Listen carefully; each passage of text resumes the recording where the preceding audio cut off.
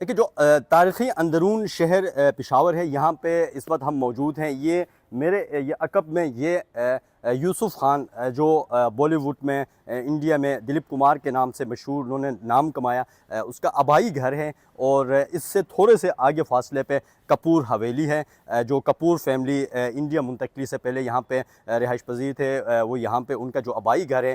تقریباً سال 2021 میں جون حکومت نے جو پرائیویٹ مالکان سے 8 ملین سے زائد کی ادائیگی کے بعد دلیپ کمار کا گھر، جبکہ تقریباً 15 ملین ادائیگی کے بعد رشی کپور حویلی کو خریدا تھا۔ اب دونوں جو ہیں وہ سرکاری تحویل میں ہے، سرکاری پراپرٹی ہے، ان کے بحالی کا فیصلہ ہوا تھا، لیکن جو اصل مسئلہ تھا وہ فنڈ کا تھا۔ فنڈ کی عدم دستیابی کے باعث بحالی کے اوپر کام شروع نہیں ہو سکا تھا۔ اب خوشخبری اور اچھی بات یہ ہے کہ کپور فیملی اور دلیپ کمار کے چاہنے والوں کے لیے خوشخبری یہ ہے کہ اب باقاعدہ طور پر خیبر پختونخوا حکومت نے اس کی بحالی کا فیصلہ کر لیا ہے، اور اس کے اوریجنل حالت میں ان دونوں گھروں کو بحال کیا جائے گا۔ ورلڈ بینک جو ہے اس کے لیے فنڈ مختص کرے گی۔ ڈائریکٹر آرکیالوجی عبدالصمد کے مطابق 200 ملین روپے جو ہے وہ اس کے لیے ورلڈ بینک کائٹ پروجیکٹ کے ذریعے ورلڈ بینک اس کو فراہم کرے گی، اور 4 ماہ کے اندر باقاعدہ اس کے اوپر کام شروع ہوگا۔ آرکیالوجی ڈپارٹمنٹ کے مطابق باقاعدہ اس کا ڈیزائن بنا ہوا ہے۔ یہ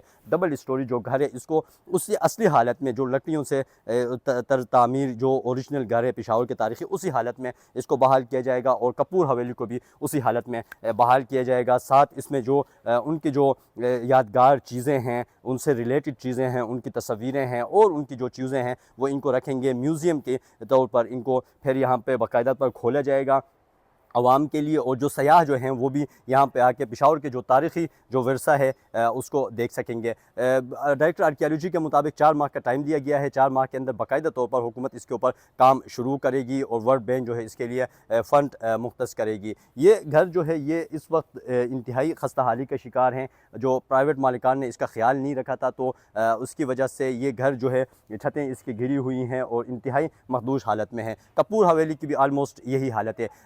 آرکیالوجی ڈپارٹمنٹ کا یہ کہنا ہے کہ حکومت جو ہے ان دونوں گھروں کو اصلی حالت میں بحال کرے گی، اور یہ اب تاریخی ورثے کے طور پر حکومت ان کو بحال کرے گی۔ اس کا یہ ہوگا کہ انڈین جو لیجنڈ اداکار ہیں، فیملیز ہیں، ان کی پشاور کی یادیں جو ہیں وہ اب تازہ ہوں گی۔ ان کی پشاور سے جڑے جو رشتے ہیں، ان کے یہاں پہ چیزیں ہیں، وہ یادگار کے طور پر یہاں رکھی جائیں گی، اور ساتھ جو ہے دونوں ملکوں کے لیے تعلق جو ہے عوامی تعلق کو بھی ایک حساب سے بحال رکھا جائے گا۔ اس کے اوپر 4 ماہ کا ٹائم دیا گیا ہے۔ 4 ماہ کے اوپر باقاعدہ اس کے اوپر کام کا آغاز ہوگا۔